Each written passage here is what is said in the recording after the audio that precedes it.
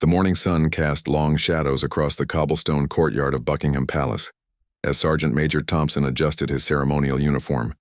His horse, Wellington, a magnificent black stallion, stood perfectly still, despite the growing crowd of tourists gathering behind the ropes. Thompson had been a royal guard for 12 years, and Wellington had been his partner for the last 5. Together, they had witnessed countless interactions with visitors, but nothing could have prepared them for what was about to unfold. Margaret Whitmore, a middle-aged woman from suburban Connecticut, pushed her way through the crowd with the determination of someone who believed the world owed her special treatment. Her voice carried over the respectful murmurs of other tourists as she complained loudly about the wait, the heat, and the ridiculous barriers keeping visitors at a safe distance from the horses. "This is absolutely unacceptable," she announced, to no one in particular, her American accent cutting through the British politeness surrounding her. "I've paid good money to see these horses, and I should be able to get as close as I want for photos." The other tourists exchanged glances, some rolling their eyes at her entitled attitude. A young British father quietly moved his children further, away from Margaret, sensing trouble brewing. An elderly Japanese couple, who had been peacefully taking photos from the designated area, looked confused by the woman's aggressive tone. Thompson remained motionless atop Wellington, his trained eyes taking in every detail of the crowd while maintaining his stoic expression. The guards were instructed to remain silent and still unless absolutely necessary for security reasons. However, both horse and rider were acutely aware of the brewing tension as Margaret's complaints grew louder and more demanding. "Excuse me," Margaret called out, waving her phone in the air. "I need to get closer for my Instagram photos. These barriers are ruining my shots." When no one responded immediately, her voice rose several decibels. "I'm talking to you, tin soldier boy." A polite security officer approached Margaret, explaining in a calm voice that the barriers were in place for everyone's safety, including the horses and guards. The magnificent animals were trained for ceremony but could still be unpredictable around aggressive strangers. "That's nonsense," Margaret snapped, dismissing the officer with a wave of her hand. "I've been around horses before. I know what I'm doing." This was her first lie of many that day. Margaret had never been closer to a horse than a petting zoo pony when she was 7 years old. The crowd began to take notice of the commotion. Several people started recording with their phones, sensing that something interesting was about to happen. Margaret, noticing the attention, seemed to feed off the energy and became even more dramatic in her demands. "I want to speak to whoever is in charge here," she declared, hands on her hips in the universal Karen pose. "This is discrimination against paying tourists. I have rights and I demand to exercise them." Wellington's ears twitched slightly, the only sign that he was monitoring the situation. The horse had an uncanny ability to sense aggressive energy, and his training had taught him to remain calm while staying alert for potential threats. Thompson felt the subtle shift in his mount's posture and prepared himself mentally for whatever might come next. As Margaret continued her tirade, attracting more attention and causing other visitors to become uncomfortable, she made her fatal mistake. Spotting what appeared to be a gap in the barriers near the corner where Wellington stood, she decided to take matters into her own hands. "If no one is going to help me get the photos I deserve," she announced loudly, "I'll just have to help myself." The stage was set for an epic confrontation between entitled behavior and centuries of military discipline. Wellington stood ready, Thompson remained vigilant, and Margaret was about to learn a lesson in respect that she would never forget. The other tourists, sensing the impending drama, positioned themselves to witness what would become one of the most satisfying instant karma moments ever recorded at Buckingham Palace. Margaret ducked under the rope barrier with surprising agility for someone wearing impractical designer heels on cobblestones. Her phone was already positioned for the perfect selfie as she approached Wellington, completely ignoring the gasps of horror from the crowd behind her. The security officer who had tried to reason with her earlier was already radioing for backup while jogging toward her position. "Ma'am, please step back immediately," the officer called out. But Margaret was in full Karen mode now, drunk on the attention and convinced of her own importance. "Just one quick photo," she called back dismissively, now within arm's reach of Wellington. "What's the worst that could happen?" Wellington's nostrils flared slightly as he detected the woman's aggressive energy and strong perfume. His years of training had taught him to distinguish between respectful admirers and potential threats. Margaret's entitled approach, combined with her loud voice and erratic movements, triggered every instinct the horse had developed during his service. Thompson felt Wellington's muscles tense beneath him, but maintained his ceremonial stillness, trusting his mount's judgment while keeping his own senses sharp. The crowd had grown larger as word spread about the unfolding drama, and dozens of phones were now recording the scene. Margaret positioned herself directly in front of Wellington, completely invading the horse's personal space while holding her phone at arm's length. "Smile for the camera, horsey," she cooed in a baby voice that made several onlookers cringe. She was so focused on getting the perfect angle that she failed to notice Wellington's ears pinning back against his head. "This is going to get so many likes," Margaret muttered to herself, adjusting her position and accidentally bumping into Wellington's front leg. The horse remained statue still, but his patience was wearing thin. A concerned tourist, an elderly man with a thick Yorkshire accent, called out from behind the barrier. "Love, you really shouldn't be doing that. Those horses are working animals, not props for your photos." Margaret spun around, her face flushed with indignation. "Mind your own business, old man. I know what I'm doing." She turned back to Wellington and made her second critical error of the day. Thinking the horse was being too boring for her photos, she decided to make him more animated. "Come on, do something interesting," she demanded, reaching up toward Wellington's face. "Move your head or something." The crowd collectively held its breath as Margaret's hand approached the horse's muzzle. Wellington had remained perfectly calm through countless ceremonies, parades, and interactions with respectful visitors. But Margaret's aggressive invasion of his space, combined with her demanding tone and sudden movements, activated the horse's natural defensive instincts. Thompson felt the change in Wellington immediately. Years of partnership had created an almost telepathic connection between horse and rider, and Thompson knew exactly what was coming. He remained motionless, following protocol, while secretly admiring his mount's perfect timing. Wellington's response was swift, calculated, and absolutely devastating to Margaret's ego. As her hand reached toward his face, the magnificent stallion simply turned his head away and released what could only be described as the most perfectly timed and forceful snort in the history of the Royal Guard. The sound echoed across the courtyard, like a trumpet blast, but it was the accompanying spray that created the truly memorable moment. Years of ceremonial feeding had given Wellington's sinuses considerable power, and he directed every bit of that force straight at Margaret's carefully styled hair and designer outfit. The result was immediate and spectacular. Margaret shrieked as horse snot decorated her face, hair, and expensive jacket. Her phone, which she had been holding steady for her perfect selfie, captured the exact moment of impact in all its slimy glory. The crowd erupted in surprised laughter and applause, with several people cheering for Wellington's perfect timing. Margaret stood frozen for a moment, dripping and mortified as the reality of her situation sank in. Her social media moment had turned into a nightmare, and it was all being recorded by dozens of witnesses. Margaret stood in shocked silence for exactly 3 seconds before the full humiliation hit her. Horse mucus dripped from her once perfect blonde highlights, and her designer jacket now sported decorative green streaks that no amount of dry cleaning would ever completely remove. The crowd's laughter grew louder, and she could hear the distinctive sound of camera shutters clicking rapidly. "This is assault!" Margaret shrieked, pointing an accusatory finger at Wellington, who remained perfectly still with what could only be described as a satisfied expression in his dark eyes. "That animal attacked me," the elderly Yorkshire man called out from the crowd. "Looks like the horse has better manners than you do, love."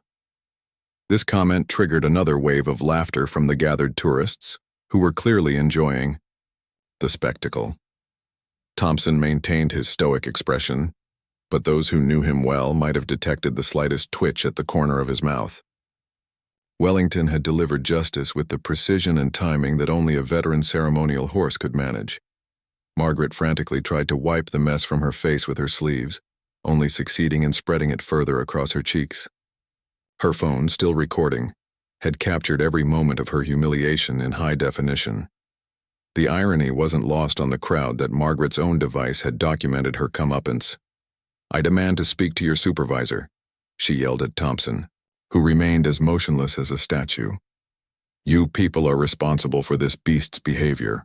Her voice cracked with embarrassment and rage as she realized that the guard wasn't going to break character to acknowledge her tantrum. The security officer finally reached Margaret's position, carefully approaching from the side to avoid any potential reaction from Wellington. "Ma'am, I need you to step back behind the barrier immediately," he said firmly but professionally. "Don't you dare tell me what to do," Margaret snapped, her Karen instincts overriding any common sense she might have possessed. "I'm the victim here. That horse deliberately attacked me and I want someone held responsible." A woman in the crowd, clearly a local Londoner based on her accent, called out, "You're the one who crossed the barrier, love. The horse was just defending itself from your rudeness." This observation sparked a chorus of agreement from other spectators, many of whom had been recording Margaret's behavior from the very beginning. Several people were already uploading videos to social media, with captions like, "Entitled tourist gets instant karma from Royal Guard horse," and "Wellington delivers justice better than any court." Margaret's situation grew worse as she realized the extent of her public humiliation. Not only was she covered in horse snot, but dozens of people had recorded her entire meltdown. The viral potential of her embarrassment was becoming clear even to her social media-obsessed mind. "Delete those videos right now," she demanded, spinning around to face the crowd. "You don't have permission to film me." Her legal understanding was as flawed as her horse knowledge. But desperation had taken over rational thinking. A teenager with bright pink hair held up her phone and grinned. "Actually, love, we're in a public place. We can film whatever we want." The girl's response triggered approving nods from the adult tourists, who appreciated the young woman's knowledge of public photography rights. Wellington, meanwhile, had returned to his perfectly composed ceremonial stance, as if nothing unusual had happened. His timing and execution had been flawless, delivering exactly the right amount of correction without causing any real harm. The horse's natural wisdom had accomplished what human politeness and official barriers had failed to achieve. Margaret made one final attempt to salvage her dignity by trying to climb back over the barrier while maintaining some semblance of grace. However, her designer heels, now slippery with horse mucus, betrayed her on the smooth cobblestones. She stumbled, nearly falling, and had to grab the rope barrier for support. The crowd's laughter reached new heights as Margaret's exit became as clumsy as her entrance had been entitled. Even some of the other royal guards stationed nearby seemed to be struggling to maintain their ceremonial composure, though their training kept them perfectly still and silent. 20 minutes later, Margaret had retreated to a nearby cafe, desperately trying to clean herself up in the bathroom mirror. The horse's perfectly aimed response had proven remarkably adhesive, and despite her best efforts with paper towels and hand soap, she still looked like she had lost a fight with a very large, very accurate farm animal. Meanwhile, back at the palace, the crowd had only grown larger as news of the incident spread through social media and word of mouth. Wellington had become an instant celebrity, with tourists specifically seeking him out, hoping to witness another moment of equine justice. Thompson remained perfectly positioned atop his mount, both of them now legends in the making. The cafe where Margaret had taken refuge buzzed with excited chatter, as other customers recognized her from the videos already circulating online. A group of university students at a corner table were watching the footage on repeat, their laughter growing louder with each viewing. "Is that the woman from the horse video?" one of them whispered, pointing toward the bathroom door where Margaret had been hiding for the past 15 minutes. Margaret emerged from the bathroom looking slightly better, but still bearing evidence of her encounter with Wellington. Her hair remained damp and disheveled, and faint green stains were still visible on her jacket despite her cleaning efforts. She approached the counter to order coffee, hoping to blend in and recover some dignity. The young barista, however, had been watching the viral videos on his phone during the slow afternoon shift. His eyes widened with recognition as Margaret approached, and he struggled to maintain his professional composure. "Good afternoon," he managed, trying not to stare at the telltale signs of horse snot in her hair. "What can I get you?" Margaret ordered a large cappuccino and found a quiet corner table, pulling out her phone to assess the damage to her online reputation. Her notifications were exploding with tags, shares, and comments. The video of Wellington's perfect timing had already been viewed thousands of times across multiple platforms. The comments were particularly brutal. "Horse shows better manners than entitled tourist," read one popular response. Another commenter had written, "Wellington for president. He knows how to handle difficult people." Someone had even created a meme with Wellington's face and the caption, "Not all heroes wear capes." Margaret's mortification deepened as she realized that her attempt at Instagram fame had backfired spectacularly. Instead of sympathy and outrage over her treatment, the internet was celebrating her humiliation. The hashtag, Wellington the Hero, was already trending, along with Yar entitled tourist and Tar instant karma. Back at the palace, a second incident was brewing as Margaret's behavior had inspired copycat attempts from other attention-seeking visitors. A middle-aged man from Florida, apparently inspired by the viral video, decided he could get better footage by provoking his own reaction from the horses. Larry Henderson had watched the Wellington video 3 times and convinced himself that he could handle the situation better than Margaret. Armed with a professional camera and an ego the size of his home state, he approached a different royal guard position where Corporal Davies sat atop his horse majesty. "I'm a professional photographer," Larry announced loudly, hoping to justify his planned barrier crossing. "I need to get closer for the perfect shot." Like Margaret before him, Larry demonstrated a complete misunderstanding of both professional photography ethics and Royal Guard protocols. Corporal Davies had already been briefed about the earlier incident and was prepared for potential copycats. Majesty, a seasoned mare with even less patience for nonsense than Wellington, watched Larry's approach with keen interest. The growing crowd of tourists, many of whom had come specifically hoping to see another instant karma moment, positioned themselves with cameras ready. The atmosphere was electric with anticipation as Larry ducked under the barrier, ignoring the protests of security officers and the warnings from other visitors. "Don't worry, beautiful," Larry said to Majesty, using the same condescending tone that had annoyed everyone within earshot. "I know how to work with animals. I'll make you famous." Majesty's response was swift and even more creative than Wellington's had been. Instead of a simple snort, the mare turned slightly and delivered what equestrians call a raspberry, a loud, wet sound accompanied by a spray that covered Larry from head to toe in horse saliva mixed with recently chewed grass. The crowd erupted in even louder cheers and applause than Wellington had received, clearly delighted that the horses were maintaining their perfect record against entitled tourists. Larry stood frozen in disbelief, dripping with horse saliva and partially chewed grass bits, as his expensive professional camera dangled uselessly around his neck, also decorated with Majesty's artistic contribution. The crowd's cheers and laughter echoed across the courtyard, creating an even bigger spectacle than Margaret's earlier encounter. "2 for 2, shouted someone from the crowd. "These horses don't mess around." A teenage girl with her phone held high called out, "Majesty just served you some British hospitality." Her comment triggered another wave of laughter and applause from the delighted tourists. Larry's face turned bright red as he realized his professional photographer status meant nothing to a horse who had just delivered a masterclass in natural consequences. Unlike Margaret, who had at least tried to maintain some dignity during her retreat, Larry completely lost his composure. "This is unacceptable," he bellowed, gesturing wildly with grass-stained hands. "These animals are clearly not properly trained. I'm going to sue everyone involved." Corporal Davies remained perfectly still atop Majesty, though the mare seemed to be eyeing Larry with what could only be described as mild amusement. Her ears were forward now, alert and interested, as if she was enjoying the entertainment Larry was providing. A well-dressed British gentleman in the crowd called out in a posh accent, "I say, old boy, perhaps you should have asked permission before molesting our ceremonial horses." His comment drew appreciative chuckles from the other spectators, who were clearly enjoying the show. The security officers, now experienced in handling entitled tourists after Margaret's earlier performance, efficiently guided Larry back behind. the barriers while he continued his tirade about lawsuits and proper animal training.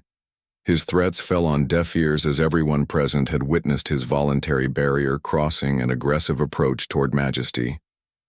Meanwhile, Margaret had finished her coffee and was attempting to sneak out of the cafe through the back exit to avoid further recognition. However, her plan was foiled when she encountered a group of tourists who had just arrived after watching both viral videos online. "Oh my goodness, you're the horse lady!" exclaimed an excited woman with a thick Australian accent. "Can we get a selfie with you?" Margaret's horror was complete as she realized she had become a celebrity for all the wrong reasons. "Absolutely not," she snapped, pushing past the tourists and into the alley behind the cafe, where she called an Uber to escape the area entirely. Back at the palace, the afternoon had become the most entertaining day in recent royal guard memory.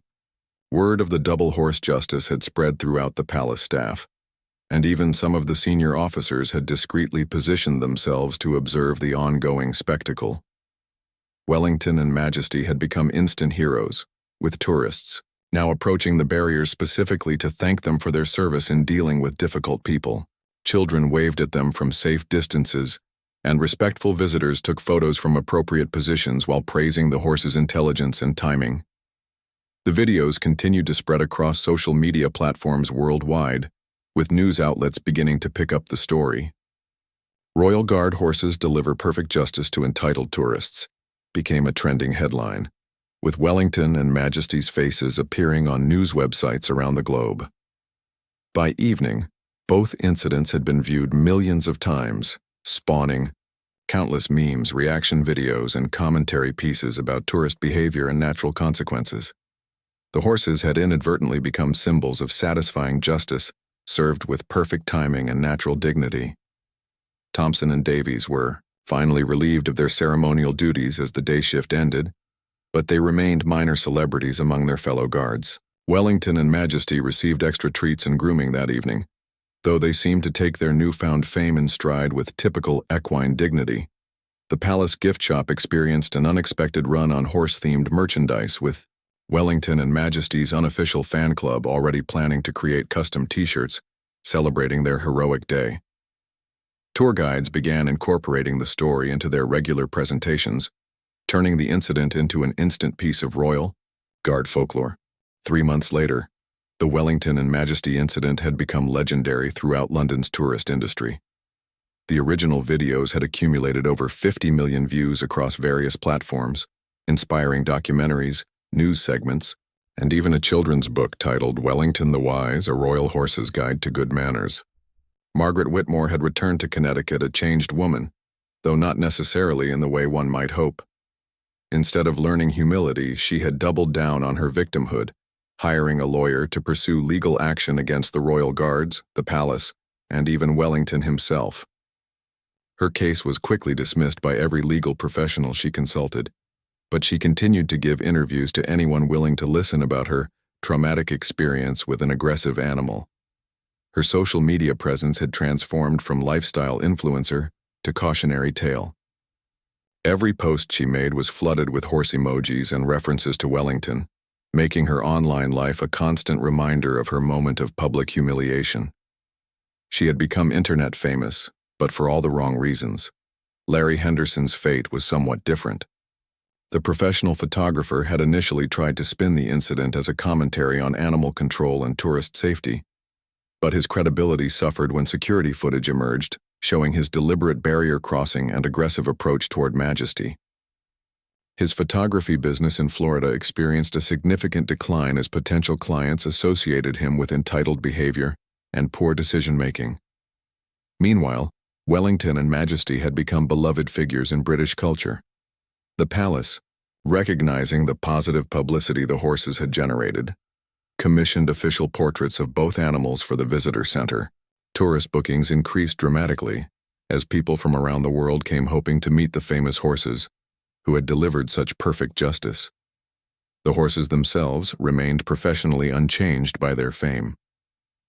They continued their ceremonial duties with the same dignity and composure they had always maintained, though observant visitors noted that both animals seemed to have developed an even keener sense for detecting entitled behavior among tourists. Sergeant Major Thompson and Corporal Davies found themselves minor celebrities within military circles, often invited to speak at training seminars about crowd control and maintaining composure under unusual circumstances.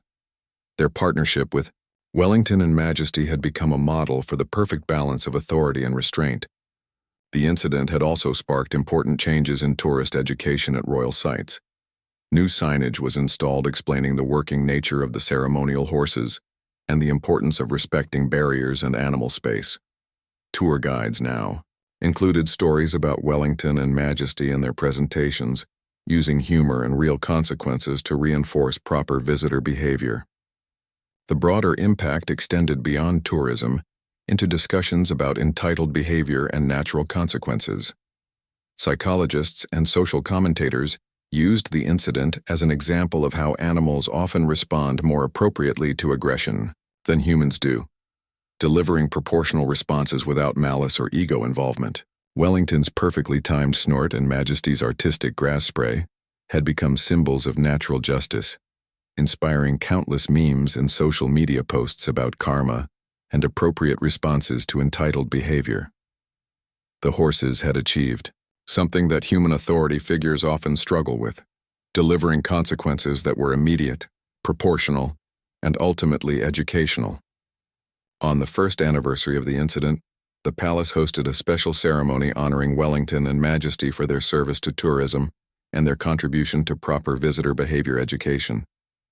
Both horses received ceremonial medals and their favorite treats, while Thompson and Davies were commended for their professionalism during the unusual circumstances.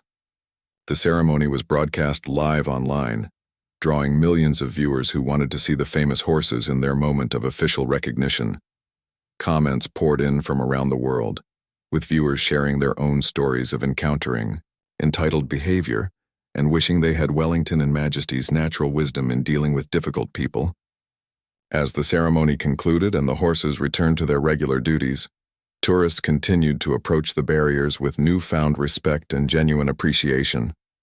Children waved politely from appropriate distances, adults took photos without crossing boundaries, and everyone seemed to understand that they were in the presence of true celebrities who had earned their fame through perfect timing, natural dignity, and an unwavering commitment to appropriate behavior.